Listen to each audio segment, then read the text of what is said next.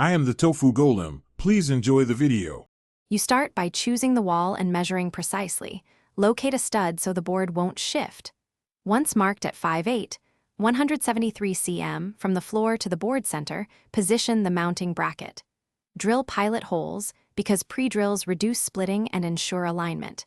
Make sure to use a level. Small errors ruin the throw-line relation. You want the board fixed solidly. This is the foundation for accurate play, so tighten screws but avoid over-tightening, which can crack the surround. Once the bracket holds the board, check center alignment and plumb vertically. You need true orientation so darts group consistently.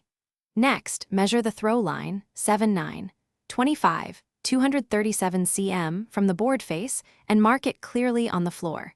Use a durable floor marker or tape so players can step reliably.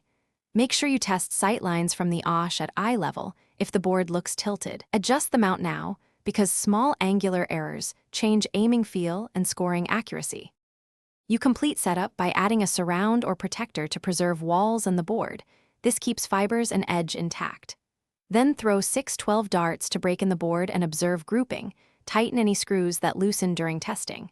If darts cluster off-center, recheck the stud mounting, bracket depth, and the 7/9, 25, 237 cm throw line measurement because most problems come from small shifts. If the board spins, loosen, reseat, and retighten evenly. Now enjoy consistent play. Thanks for watching. Consider subscribing if we helped you today.